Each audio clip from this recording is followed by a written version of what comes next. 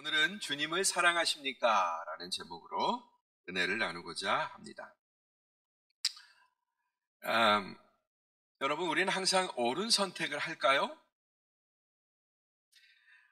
그러고야 쉽죠. 늘 좋은 선택을 하고는 싶죠. 가게에 가서도 더 좋은 물건을 고르고 싶고, 계란 하나를 골라도 맛있는 계란, 건강에 좋은 계란을 우리는 고르고 싶습니다. 특별히 우리 인생의 문제는 더 좋은 선택을 하고 싶고, 또 우리 청소년들 곧 대학 갈 텐데 대학 갈 때 좋은 대학도 선택하고 싶고, 결혼할 때 좋은 배우자 선택하고 싶고, 다 그런 열망이 있을 겁니다. 대체로 그렇게 되기를 바라고 또 그렇다고 여기지만, 그러나 실제를 좀 따져보면 우리의 선택은 당장의 현실을 만족시키는 경우가 많이 있습니다. 그래서 꼭 해야 되는 선택을 하기보다는 당장에 필요한 선택을 할 때가 많이 있다라는 것입니다. 또 우리 모두는 지금 믿음의 길을 걸어가고 있는데요. 예수님을 믿는 이 믿음의 길을 걸어가고 있는데, 그렇다면 여러분, 우리 생각 속에 이 믿음보다 예수님이 하늘에서 주신 그 가치보다 귀한 게 우리에게 더 있을까?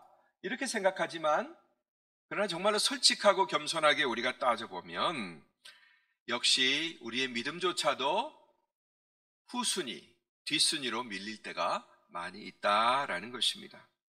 근데 아주 가끔 그런 일이 벌어지면 다행인데, 그런 일이 좀 자주 일어나잖아요. 한 번이 두 번 되고, 두 번이 네 번 되고, 네 번이 8번 되고, 이렇게 점점 믿음을 선택해야 되는 순간에 그게 아닌 다른 것을 선택하는 그런 일이 잦아지다 보면 어느덧 내 믿음은 활력을 잃어버리고 느슨해지기가 쉽습니다. 고무줄이 축 처지는 것처럼 그렇게 느슨해지기가 쉬워요. 그렇게 되면 나타나는 결과가 있는데, 제일 먼저 우리 마음 가운데 예수님 때문에 그렇게 즐겁고 좋았던 그런 기쁨이 어느 순간에 식어지기 시작하고, 내가 언제 그랬더라? 내가 언제 예수님 때문에 행복했더라? 그런 기억이 가물가물해지게 됩니다. 그렇게 되면 우리 마음 가운데 꼭 내가 알아채서가 아니라 못 알아채는 그런 가운데, 내가 모르는 가운데 일종의 어떤 회로가 작동되게 돼 있어요.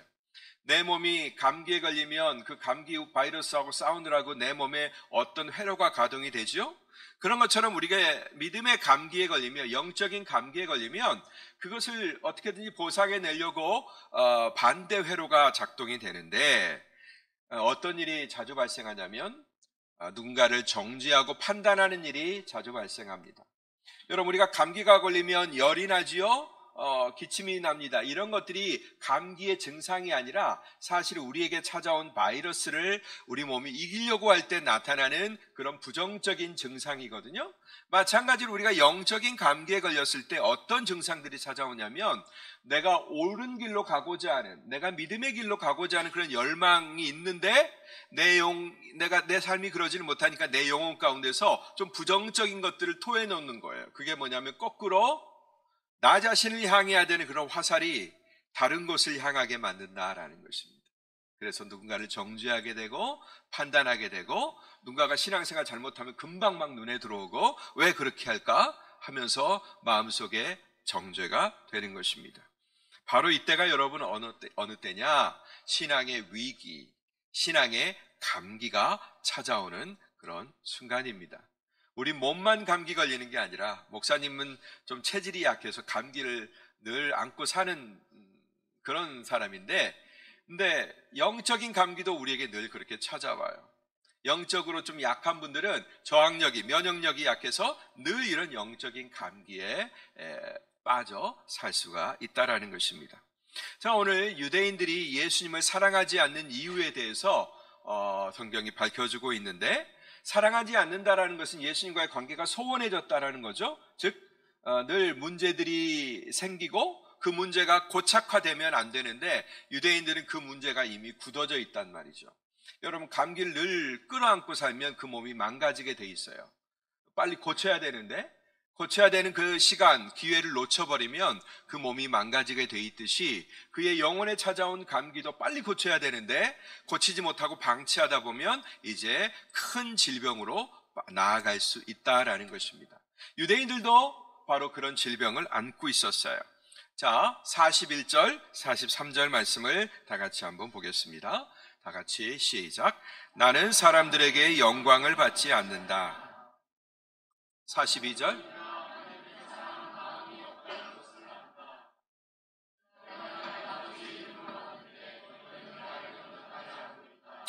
그러나 누군가 다른 사람이 자기 이름으로 오면 너희는 영접할 것이다. 네.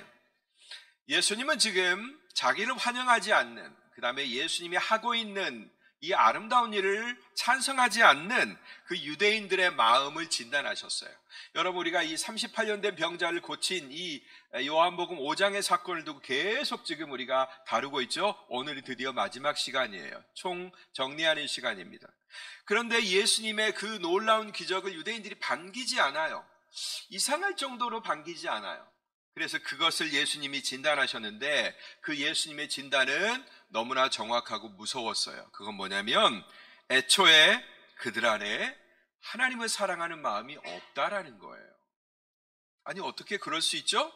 유대인들은 하나님의 선택받은 백성인데, 이스라엘 민족은 하나님의 선택받은 민족인데 그 중에 10개 지파, 북왕국은 벌써 그 중에서도 또 떨쳐나갔어요. 마지막으로 그 믿음을 굳게 붙잡고 있는 믿음의 보루라고 할 수 있는 사람들이 바로 유대인인데, 이 유대인들을 예수님이 진단하실 때 그들이 하나님을 사랑하지 않는다라는 거예요. 놀랍죠?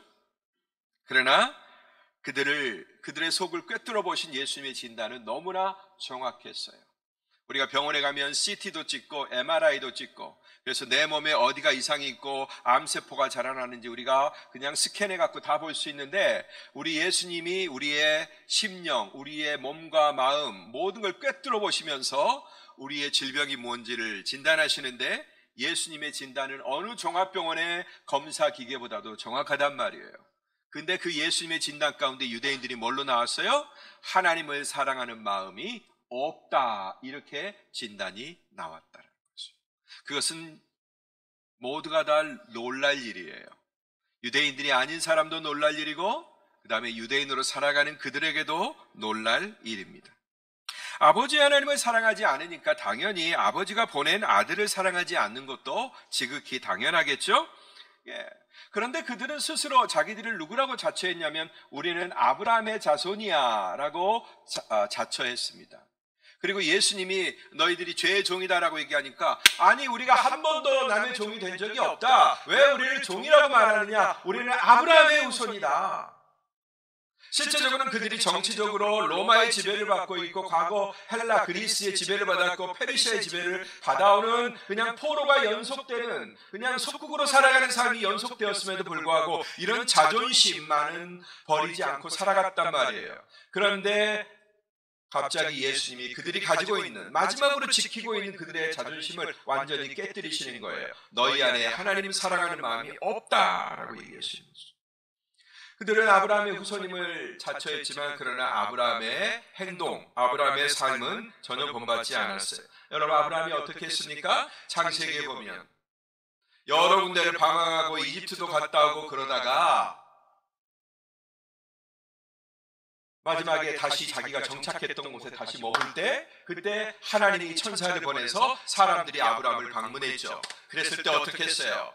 밖에서 기다리다가 그분들이 누구인지를 딱 알아보고서 자기 집으로 초대를 했죠. 그래서 두 가지 사실을 알게 되었어요. 곧 자기 조카 롯이 살고 있는 그 소돔과 고모라가 멸망당할 것을 알고 계셨고, 두 번째로 자기 집안에 하나님이 말씀하셨던 약속의 자손이 내년에 태어날 것을 들었던 거예요. 아브라함은 그렇게 하나님을 기다리고 언제라도 하나님을 맞을 준비가 되어 있었고, 그로 말미암아 하나님의 비밀을, 하나님만이 가지고 있는 그 비밀을 공유하는 사람이 되었던 거예요. 우리 친구들 벌써부터 좋네. 목사님이 민망하네. 여러분, 나중에 분명히 대학 갈 거예요. 여러분, 좋은 대학 가기를 바라요. 근데 목사님의 설교를 알아들어야 대학 가기를 알아들을 수 있을 거예요. 네. 그래도 여전히 그냥 끄떡없이 좋은 친구들이 있어요. 꿈나라 가도록 놔두세요. 네. 자, 뭔 얘기했더라? 자, 아브라함은 하나님을 그렇게 사랑했는데 유대인들이 그렇게 하나님 사랑하는 마음이 없었다라는 거죠. 그러나 하나님이 그런 상태를 방치해놓고 계셨던 게 아니에요. 계속해서 아브라함과 같은 사람을 보내셨고, 그들이 땅을 향하고 있을 때 도무지 하늘에 대한 감각이 무감각할 때 다시 그들의 감각을 일깨워 주시고, 목사님 방금 우리 친구들 깨웠던 것처럼 일깨워 주시고 다시 하늘을 보도록 만들어 주신단 말이에요. 그러나 어느 순간에 다른 일로 많이 바빴고 지난밤에 게임하느라고 바빠서 여전히 그들의 눈은 또 숙여지고 땅을 바라보게 됩니다.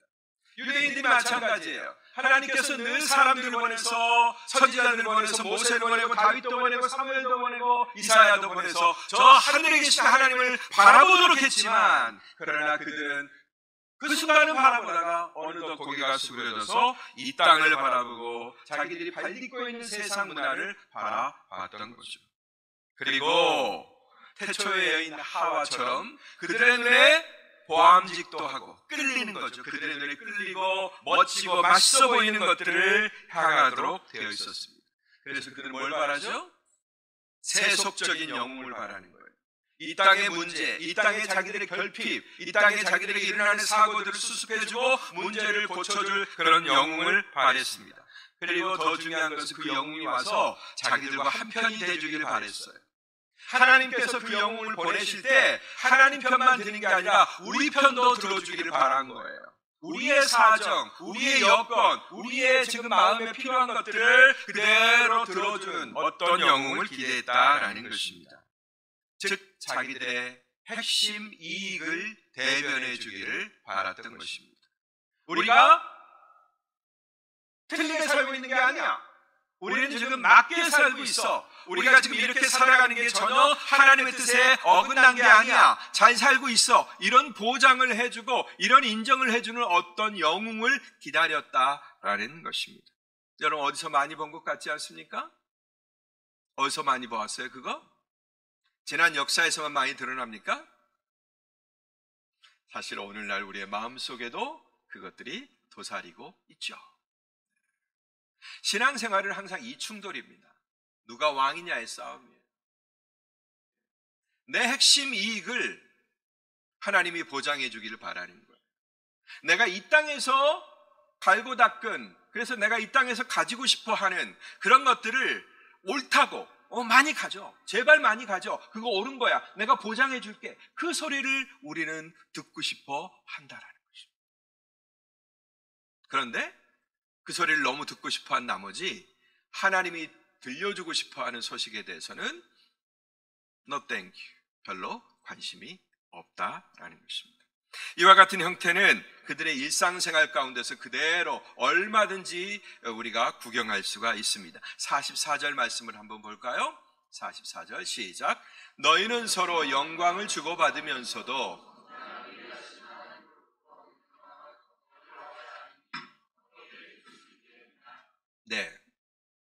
영광을 주고받는다. 서로 높여준다라는 얘기예요. 여러분 누군가가 나를 높여주면 기분 좋죠? 아, 잘하십니다. 대단하십니다. 놀랍습니다. 이런 얘기를 나한테 해주면 어깨가 싹 이렇게 올라갑니다. 저도 좋은 걸. 그건 이심전심이죠. 그죠? 근데 여러분, 이 영광을 주고받는 일이 뭐냐면 사실 우리가 제일 자주 하는 거예요. 그리팅, 인사예요. 인사. 평안을 물어보는 것, 샬롬도 인사지만 우리가 대접해주는 것, 누군가를 대접해주는 것, 이것도 역시 인사예요. 그래서 사람끼리 주고받는 좋은 말들이 인사죠. 근데 인사에는 사자를 다른 말로 바꿀 수도 있죠. 사람 인자 옆에다가 일사자를 부릴 수도 있어요. 그러니까 이렇게 누군가를 자꾸 높여주고 해야만 우리 인간사가 잘 돌아가는 거예요.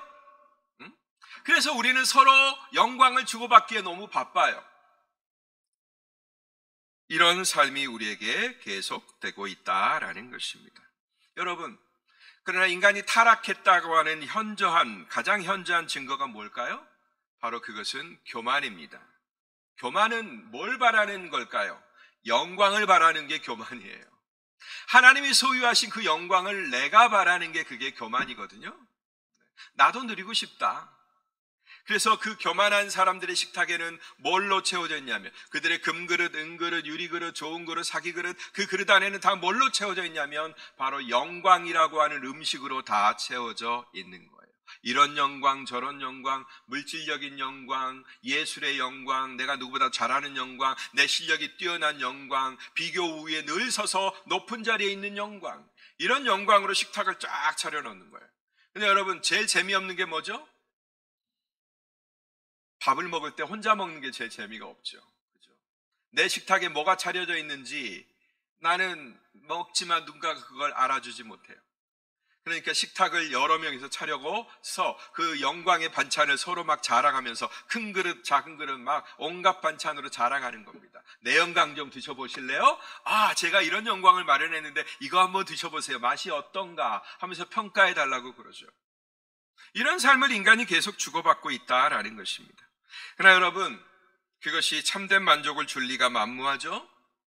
이미테이션이 어떻게 명품, 진품의 영광을 가질 수가 있겠어요? 저는 짝퉁이 범람하는 그런 세상에서 잠시 살다가 왔습니다.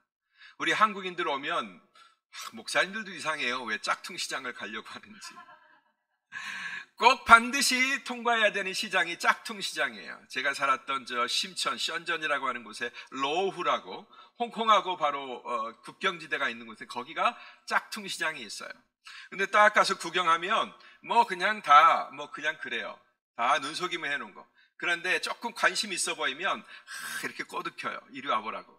그리고 자기가 특별한 걸 준비했다고. 그리고 여리저리 들어가가지고 어디 창고 같은 거 들어갔는데 거기는 진짜 이건 A급 중에 특 A급 짝퉁이라고 얘기하는 거예요.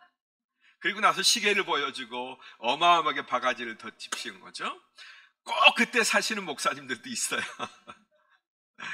근데 여러분, 저도 선물 받아가지고 그거 한번 찬 적이 있는데, 저는 짝퉁인 줄 알잖아요. 근데 이게 구별되나 안 구별되나, 바로 또 제가 살았던 홍콩의 그 진짜 명품 가게에 가가지고 제가 찬 시계를 탁 보여주며 이 모델이 있느냐, 내가 하나 더 사고 싶다 그랬더니 열심히 찾더라고요.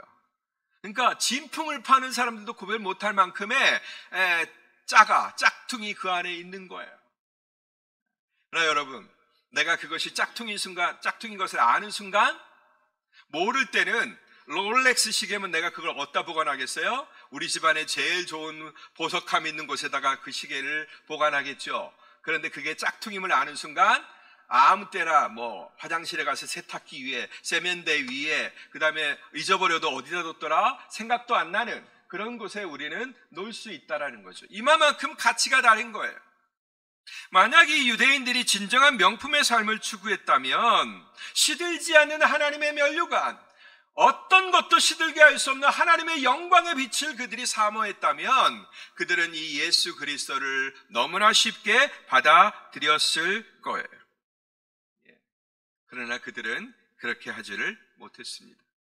그리고 오히려 가짜 영광, 반짝하다가 사라지는 그런 영광을 추구했던 거죠. 네. 이 예수 그리스도를 영접할 때 그들에게는 핵심, 최고의 영광이 다가오는 거예요. 요한복음 1장 12절 말씀에 영접하는 자, 곧 그 이름을 믿는 자들에게는 하나님의 자녀가 되는 권세를 주셨으니, 진짜 하나님의 자녀가 되는 권세가 그들에게 주어지는 거예요. 그런데 내 핵심 이익이 가로막아요. 이 땅에서 누리고 싶은 내 이익이 그걸 가로막아요. 그래서 거기 안에 푹 들어가지는 못하는 거예요. 그래서 예수님이 그들에게, 진리를 가지고 오신 예수님이 그들에게 거부당했던 것입니다. 그러나 우리는 누가 높여주실까요? 우리 영광을 누가 보장해 주실까요? 하나님 아버지가 보장해 주신다라는 것입니다. 말씀 보겠습니다. 베드로전서 5장 6절의 말씀을 보겠습니다. 베드로전서 5장 6절 다 같이 읽겠습니다. 그러므로 하나님의 능력의 손 아래서 겸손하십시오. 그래요, 겸손이에요. 우리는 스스로 높아지기 위해서 교만이라는 것을 끌어오고, 그 교만을 서로 만족시키기 위해서 인사라는 것을 통해서 서로 높여주려고 하지만, 아무리 많은 인사들이 왔다 갔다 해도 거기에는 참만족이 없단 말이에요. 진짜 우리를 높여주실 수 있는 능력은 누가 가지고 계세요? 하나님 아버지가 가지고 계십니다.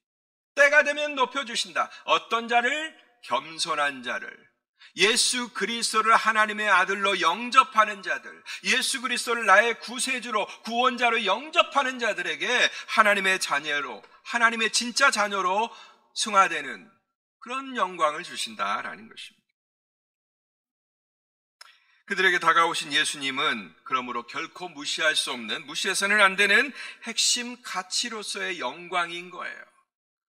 그런데 그것을 추구하지 않았기 때문에 하나님의 아들의 능력이 예수님 안에서 드러나고 있음에도 불구하고, 무려 38년 된 병자가 그 자리를 털고 일어났음에도 불구하고 38년 동안 그들은 어느 누구도 관심 가져주지 않았고, 그들의 그 무능력한 힘으로 어느 누구도 치료할 수 없었던 그 38년 된 병자가 하나님 아들의 능력으로 일어났음에도 불구하고 웰컴하지 아니하고, 우와 놀랍다 하면서 하나님을 찬양하지 아니하고, 아니 왜 안식일에 그런 일을 행해? 이런 냉소적인 반응이 나왔던 것입니다. 여전히 상황은 회의적이죠. 그렇다면 예수님은 이 상황을 어떻게 돌파하시려고 할까요? 이렇게 막 고발하시니까, 맹렬하게 그들의 진면목을 드러내시니까 그걸 가지고 이제 너희들 틀렸어, 하나님이 너희들 버리실 거야 하면서 그들을 고발하기 위함입니까? 아니에요. 그런데도 불구하고 우리 예수님은 전혀 다른 입장을 취하세요. 45절, 47절까지 말씀을 보도록 하겠습니다. 시작. 그러므로 그렇다고 내가 아버지 앞에서 너희를 고소하리라고는 생각하지 말라. 너희를 고소하는 사람은 너희가 소망을 두고 있는 모세다. 만약 너희가 모세를 믿었다면 나를 믿었을 것이다. 모세가 나에 대해 기록했기 때문이다. 그러나 너희가 모세의 글을 믿지 않는데 어떻게 내 말을 믿을 수 있겠느냐. 아멘. 예수님은 당장에 이 유대인들을 고발하실 수 있었어요. 그리고 고발할 수 있는 유일한 실제적 자격은 사실 우리 예수님에게밖에 없습니다. 그런데 그들을 어떻게 하시겠다고요? 고발하지 않겠다. 그들이 틀렸다라는 것을 명백하게 드러내셨지만, 하나님을 마땅히 사랑해야 되는 주의 백성들 안에 정말로 하나님 사랑하는 마음이 요만큼도 없다라는 것을 밝히 드러내셨지만, 그러나 그것을 가지고 내가 하나님 앞에 고발하지 않겠다, 이렇게 선언하고 계신다. 그리고 어떻게 하시겠다고요? 오히려 끝까지 그들을 위한 변호인으로 남겠다고 선언하시는 것입니다. 왜요? 예수님이 그들을 위해서, 그 일을 위해서 오셨기 때문에 그래요. 그런데 경고하십니다. 그러나 너희를 고소하는 자는 정작 따로 있다. 그가 누구냐?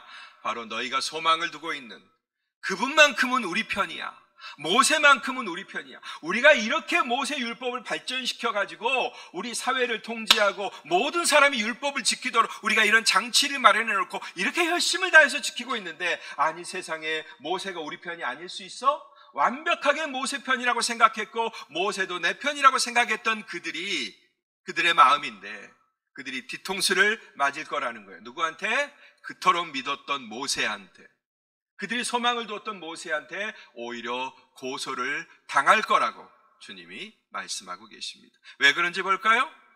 신명기 18장 18절에서 19절 말씀 보도록 하겠습니다. 다 같이 읽겠습니다. 시작. 내가 그들을 위해 그들의 형제 가운데서 너 같은 예언자를 일으킬 것이다. 내가 내 말을 그의 입에 넣을 것이니 그가 형제들에게 내가 그에게 명령한 모든 것을 전할 것이다. 만약 누구든 19절, 만약 누구든 그 예언자가 내 이름으로 말하는 것을 듣지 않으면 내가 친히 그에게 추궁할 것이다. 내가 친히 그에게 추궁할 것이다. 여러분, 여기 나온 예언자가 누구예요? 바로 예수님을 가리킨단 말이에요. 이 예수님. 자, 내가는 누구예요? 하나님이에요. 지금 이 신명기는 모세 5경 가운데 하나입니다. 창세기, 출애굽기, 레위기, 민수기, 신명기. 맨 마지막 모압 평지 가나안 땅을 바로 앞두고 요단강 건너편에서 아직 가나안 땅을 들어가지 않은 상태에서 모세가 이스라엘 백성들에게 지금 설교하고 있는 거예요. 그 설교하는 과정 가운데 하나님이 직접 하신 말씀을 그 백성들에게 들려줍니다. 근데 그 말씀이 뭐냐? 바로 내가 하나님 아버지죠. 그들을 위해, 그들은 유대 백성들이에요. 이스라엘 백성들이에요. 그들의 형제 가운데서 너 같은 예언자, 너 같은 누굽니까? 모세와 같은 예언자를 내가 일으킬 거다. 이런 말씀이에요. 내가 내 말을 그의 입에 넣어주겠다. 예수님 안에다가 내 아버지의 말을 거기에 넣어주겠다. 그가 내가 명령한 것을 그 형제들에게 다 전할 것이다. 이렇게 얘기합니다. 그런데 19절 말씀에 누구든지 그 예언자가 내 이름으로, 아버지의 이름, 하나님의 이름으로 말하는 것을 듣지 않으면 내가 친히 그를 추궁할 것이다 라고 말씀합니다.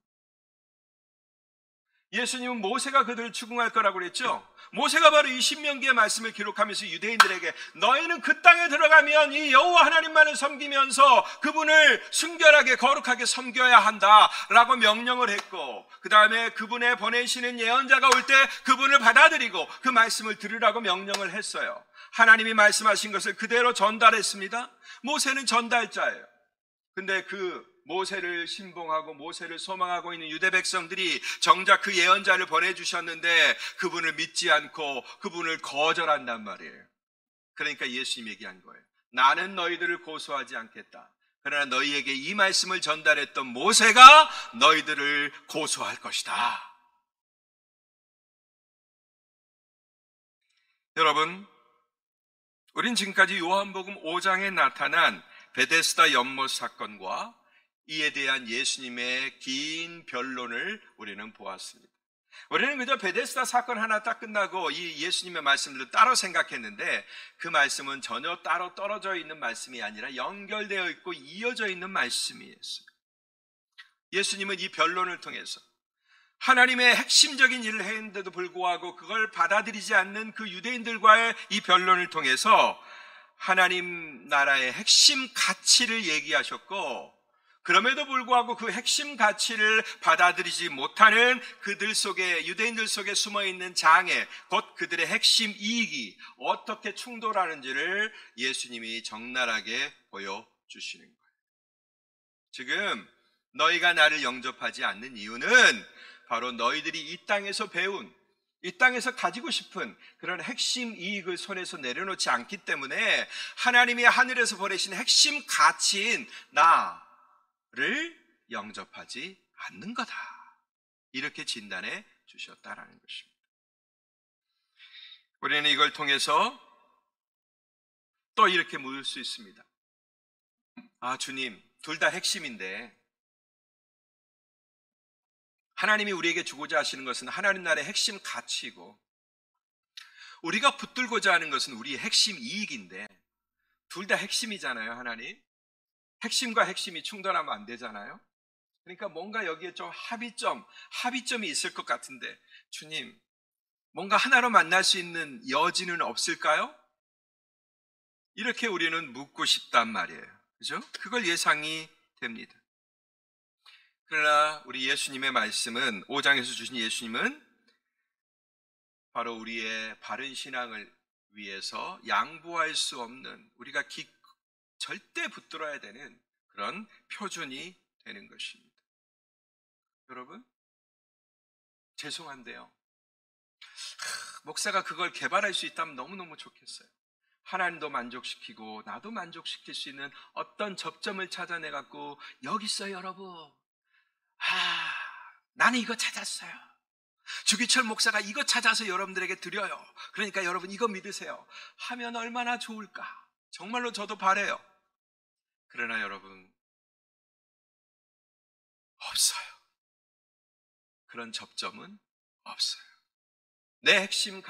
하나님의 핵심 가치와 내 핵심 이익을 둘 다 만족시킬 수 있는 어떤 중간 지대는 없어요.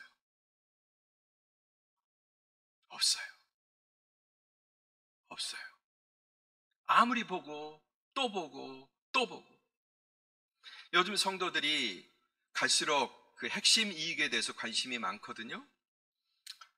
그리고 여러분들 뵐 때마다 늘 그것들이 느껴져요. 좀 목사님 중간지대를 좀 얘기해 주세요. 나 이거 포기 못하겠으니까 이거 안 내려놓아도 되는 어떤 방법을 알려주세요 라고 직접적으로 얘기는 안 해도 여러분들의 고민 가운데, 여러분의 토록 가운데 그게 다 여기까지 차 있다는 걸 제가 느껴요. 그리고 정말로 여러분을 안타까이 여기고 불쌍히 여기고, 저도 여러분과 같은 동일 본질을 갖고 있기 때문에 저도 그거 찾고 싶고 얘기해 드리고 싶어요. 그런데 아무리 제가 30년 넘게, 아니 50년 넘게 성경을 보고 또 보고 책을 봐도 어떤 조언을 들어봐도 그 부분이 없더라고요.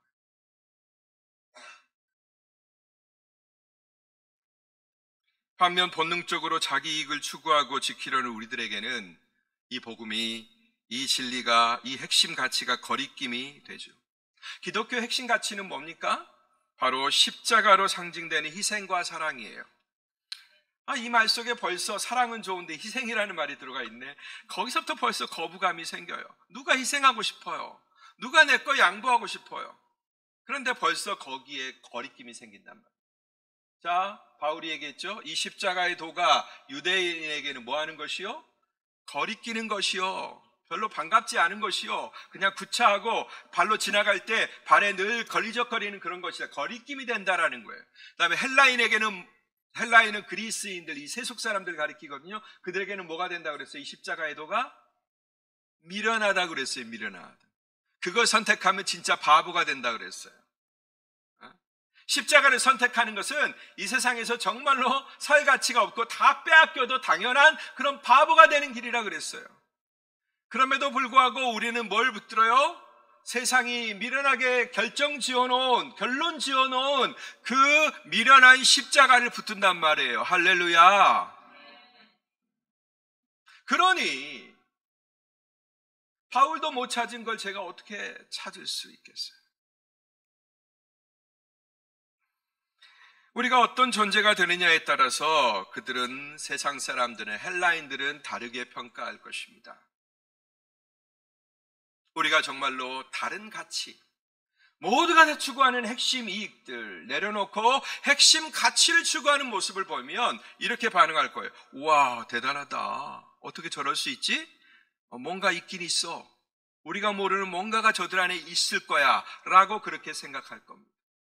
그런데 그 핵심 가치를 추구해야 될 우리들이 그런 핵심 가치를 추구해야 되는 숙제 앞에서 그 핵심 가치를 오히려 내려놓고 핵심 이익을 추구하는 모습을 똑같이 보여주잖아요. 그러면 그들이 뭐라 그럴까요? 아이고, 그럼 그렇지 뭐. 지들이라고 뭐 달라? 이렇게 나오겠죠. 그러면 벌써 그 속에서 우리는 전도할 기회를 근본부터 잃어버리는 것입니다. 우리가 여러분 이 갭을 어떻게 극복해야 될까요? 이 예수의 핵심 가치를 전하기 위해서는 우리가 그 핵심 가치에 먼저 동의하고 먼저 믿고 받아들여야 되는데, 그걸 추구하며 쫓아야 되는데 그렇지 못하고 있는 우리 자신들, 그 다음에 전혀 그 가치에 대해서 관심이 없는 세상에 대해서 우리는 어떻게 접근해야 될까요? 희망이 없습니까? 예수님도 적어도 여기까지만은 희망이 없는 것처럼 우리에게 보여주고 계세요. 방법이 없는 것 같아요. 도무지 유대인들한테는 방법이 없는 것 같아요. 아무리 하나님이 노력해도 불구하고 그들의 그 굳어진 그 돌멩이와 같은 그 마음을 깨뜨릴 방안이 없는 것 같아요. 그럼 어떻게 하면 좋을까요? 어떻게 하면 좋을까요? 우리 예수님에게도 방법이 없는 걸까요? 그러나 다행스럽게도 우리 예수님에게는 희망이 있습니다. 따라합시다. 예수님에게는 희망이 있습니다. 아멘. 지금도 강력하게 우리 예수님이 가지신 그 힘이 우리에게 부어지고 있고, 그분의 크나큰 외침이 지금도 우리에게 들려지고 있는 거예요. 자, 우리가 희망을 가질 수 있는 가장 확실한 근거는 뭐냐면 예수님의 의지예요. 하나님의 뜻이에요. 여러분, 그걸 누가 막을 수 있을까요? 하나님이 먹으신 마음을 누가 막을 수 있을까요? 그 뜻으로 이 세상에 오신 결론이신 예수 그리스도, 그분의 의지를 누가 막을 수 있을까요? 아무도 막을 수 없다라는 것입니다. 그게 우리에게 희망이에요. 영원히 우리 예수님은 우리 편입니다. 그리고 우리 예수님은 하늘나라 로펌의 최고의 변호사세요. 하늘나라 로펌의 최고의 변호사. 여러분, 로펌에 취직해서 최고의 변호사가 되고 싶은 사람 있어요? 네, 되세요. 부디 많이 되세요. 근데 우리 예수님은 하늘나라 로펌의 최고의 변호사란 말이에요. 네. 그분은 어떤 분이냐? 너무나 그 변호 능력이 탁월해가지고 아무도 예수님의 변을 이길 수가 없어요. 하물며 지금 고발하는 이 이스라엘 백성들을 고소하는 모세의 고소조차도 예수님을 이길 수가 없어요. 그분은 없는 죄를 만드시는 분이 아니라 있는 죄까지도 없애버리는 분이세요. 할렐루야. 그분 스스로 최고의 변호사일 뿐만 아니라, 왜 그분이 최고의 변호를 하실 수 있느냐? 비결은 그 다음에 있어요. 그분은 우리의 최고의 변호사이신데 또한 우리의 의로운 재판장이세요. 할렐루야. 그 권한을 아버지 하나님이 아들 예수님에게 주셨다라는 거예요. 여러분, 재판장과 변호사가 한 몸인데 어떤 검사가 어떤 자료를 드밀어도 그걸 어떻게 이겨요? 사실이라고 합시다. 모세의 고발이 다 사실이죠. 사실 아닌 게 어디가 있어요? 우리의 현실이 그런데 아닌 게 어디가 있어요? 다 그거 100% 사실이죠. 그러나 예수님은 그걸 변호해 주십니다. 같이 고발인의 자리에 있지 않아요. 검사의 자리에 있지 않아요. 우리 예수님은 변호하는 자리에 계신단 말이에요. 그리고 자기 의지를 가지고 결정하시는 거예요. 우리를 죄인이라고 정죄하지 아니하고 나로 말미암는 의인이다, 이렇게 선언해 주시는 것입니다. 이분이 자기 자리를 옮기지 않아요. 우리가 아무리 배반하고 아무리 예수님을 속상하게 한다고 할지라도 예수님은 그 변호인의 자리를 옮기지 않습니다. 그게 예수님의 본질이에요. 그렇게 하실 수밖에 없어요. 뿐만 아니라 우리로 하여금 우리 본능이 요구하는 그 요구를 거절하고 참 가치를 추구할 수 있도록 또 지시해 주시고 싸울 힘도 주시는 거예요. 제가 가끔가다 유튜브를 보면 미국의 그 조그만한 범법자들, 교통법규 어기고 하고 그래서 벌금형이 취해지는 그들을 재판하는 그 판사가 나오더라고요. 근데 그 판사가 정말로 좋은 건 뭐냐면, 이거 어겼네? 당신 몇 달러요라고 땅땅땅 하고 선언을 해요. 근데 뭔가 회개하고 뉘우침이 있고, 그다음에 어쩔 수 없이 그럴 수밖에 없는 그런 자리에 있고, 지금 내 아들이 암에 걸렸습니다. 내 아이들이 사고 나서 내 아이들이 어디 있어서 내가 달려가는 중이었는데 그때 신호를 지키지 못하고 제가 갔습니다. 아, 그렇습니까? 그러면서 감형해주고 때로는 무죄로 만들어주는 그런 멋진 재판장을 제가 보았습니다. 아, 미국이란 나라는 그것도 통용이 되는구나. 너무 감사하다. 바로 그런 재판장이시라는 거예요. 여러분, 너무나 죄송하게 여러분들은 핵심 가치를 추구하지 않습니다라고 지금 말씀을 통해서 여러분들의 현실이 다 보여졌지만, 그럼에도 불구하고 또 하나 우리가 인지해야 될 사실은 우리는 그런 현실을 우리의 본질을 가지고는, 우리의 능력을 가지고는 벗어날 수 없다라는 거예요. 그런 상황을 너무나 잘 아시기 때문에 그 일을 예수님이 대신 해주기로 하셨어요. 내가 만약에 내야 될 벌금이 200달러라고 하면 우리 주님이 그 200달러를 대신 갚아주기로 하셨단 말이에요. 그래서 우리의 죄의 책임이 없어지게 만드신 그 복음이에요. 여러분, 여기에 두 부류가 앉아 계실 거예요. 아니, 세 부류가 되고 네 부류가 될 수도 있어요. 하나는 유대인의 부류입니다. 아까 말했다시피 그게 거리낌이 되는 거예요. 하나님의 핵심 가치를 추구해야 되는 게 마땅한데 내가 세상에서 배우고 있고 엿보고 있는 그 가치가 이익이 좋아 보인단 말이에요. 그래서 희생해야 되는 십자가, 헌신해야 되는 십자가, 나를 양보해야 되는 십자가 거리끼는 거예요. 그래야 된다고 말씀을 보고 늘 보는데도 불구하고 일상 가운데 해보니까 안 되고 피곤하고 짜증난단 말이에요. 그러니까 거리껴져요.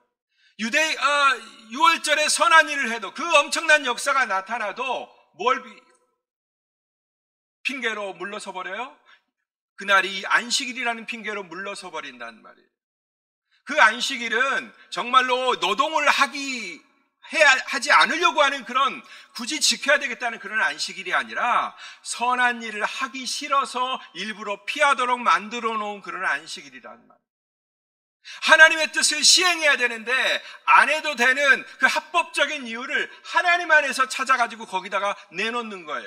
그러니 여러분, 이게 얼마나 폐악한 일이에요. 하나님은 선하고 아름다운 치유의 역사가 이 땅 가운데 나타나기를 원하시는데 하나님이 과거에 주셨던 법을 자기 임의대로 해석해서 하나님도 하여금, 하나님의 아들도, 하물며 하나님의 아들까지라도 그 선한 일을 못하도록 막아버리고 있잖아요.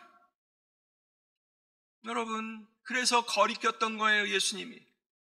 또 헬라인에게는 그게 미련하게 보여요. 그들은 당연히 이기적인 욕망을 추구하거든요. 당연히 나를 위한 삶을 추구하거든요. 남을 위한 건 없어요. 그들은 뭐에다 맡겨요? 그런 일들을 그냥 공공에다가 맡겨요. 나라에다가 맡겨요. 아, 그건 우리가 할 일이 아니라 나라가 할 일이야, 이렇게 맡깁니다. 그런 모든 세상 가운데 우리는 살고 있고, 그리고 어떤 때는 그런 가치에 오염을 받아서 우리가 지금 우리의 삶을 살고 있는지 모릅니다. 그러나 여러분, 이 5장의 말씀의 핵심 가치는 바로 가치 전환을 이루라라는 그런 말씀입니다. 여러분, 이 예수님, 행하셨던 주님, 힘주시는 주님을 붙들고 기필코 여러분의 가치의 전환을 이루어내는 귀한 축복이 여러분에게 되기를 간절히 소원합니다. 아멘. 기도하겠습니다.